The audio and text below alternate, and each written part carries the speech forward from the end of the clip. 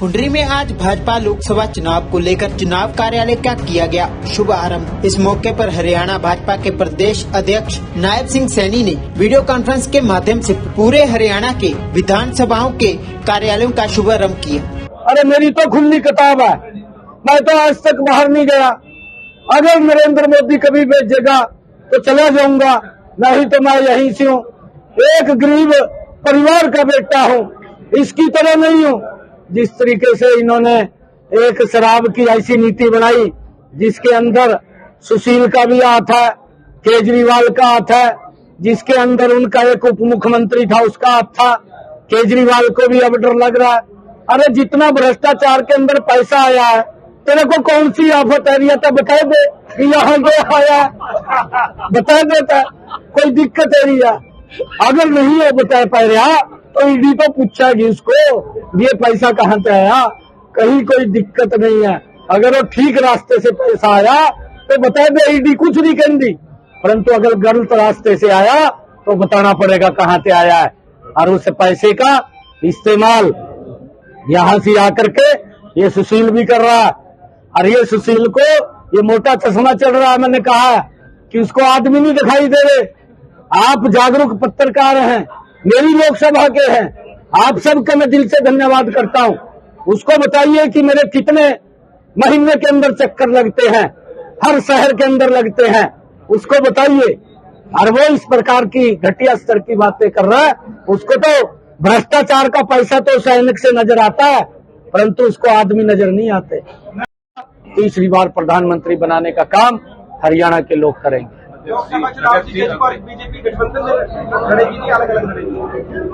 देखिए, हमारे 10 के 10 चुनाव कार्यालयों का उद्घाटन हो गया है और आज 90 की 90 विधानसभाओं के चुनाव कार्यालयों का उद्घाटन हो गया है। अब तो चुनाव मैदान के अंदर हैं। जैसा भी हमारा केंद्रीय नेतृत्व का आदेश होगा उसका पालन होगा, परंतु हमने 10 की 10 लोकसभा की सीटें जीतनी है। अध्यक्ष जी, चुनाव शीघ्र होने वाले हैं, लेकिन किसानों का आंदोलन चल रहा है, तो क्या यह भी एक चुनौती नहीं रहेगी? देखिए, जितने कार्य नरेंद्र मोदी की सरकार ने किए हैं, इतिहास उठा करके देख लीजिए।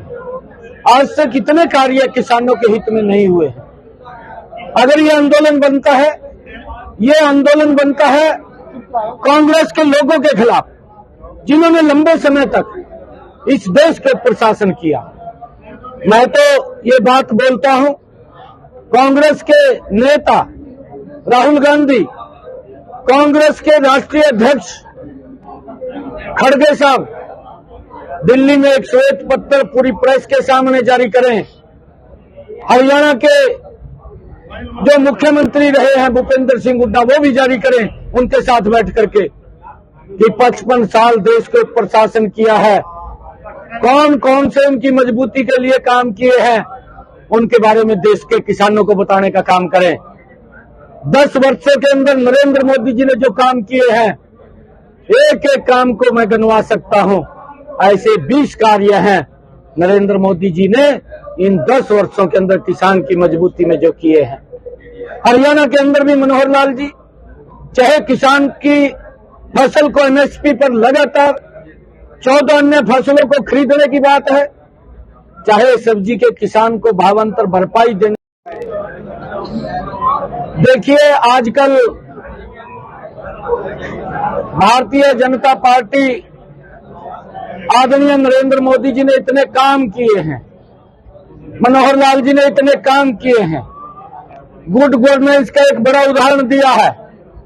जब उनको लगने लगा कि हमारी कोई यहाँ सी बास नहीं बसने वाली, कभी रामू नू इकट्ठा कर लें, कभी श्यामू नू इकट्ठा कर लें, कुंबे को इकट्ठा कर रहे हैं और ये सोच रहे हैं कि शायद कुंबे में इकट्ठा कर काम थोड़ा सा मजबूत हो जाए। परंतु इन लोगों ने ना कांग्रेस ने कुछ किया, ना घमंडिया गठबंधन ने कुछ किया। और मैं आम आदमी पार्टी के जो मुख्यमंत्री हैं पंजाब के अंदर, 2.5 वर्ष हो गए हैं उसको, केजरीवाल साहब उसके साथ बैठे, क्योंकि दोनों मुख्यमंत्री, एक दिल्ली का है, एक पंजाब का है, और एक को तो 10 वर्ष हो गए हैं, लगभग 10 वर्ष हो गए हैं। दूसरे को भी 2.5 वर्ष हो गए हैं। ये भी दोनों बैठ करके कुर्सी के एक मेज के ऊपर ये श्वेत पत्र जारी करके बताएं कि उन्होंने अपने अपने राज्यों के अंदर किसान के हित में कौन कौन से मजबूत कदम उठाए हैं, वो बताएं। अरे झूठ बोलने का कोई फायदा नहीं है। इस प्रकार का झूठ बोलना है कि लोगों को गुमराह करना और गुमराह करके बोलना। ये सुशील गुप्ता बोल रहा है कि ये बाहर चला गया, ये और झूठ बोलेगा, क्योंकि अभी तो ये अगर आपके घर के साथ लगी गली या सड़क के ऊंचा होने की वजह से पानी घुस जाता है तो अब नो टेंशन, बिना घर दौड़े अब अपने घर को ऊंचा कर सकते हैं। संपर्क करें भूपेंद्र ब्रदर्स को on 9814065500। I repeat, it's 9814065500। Government approved.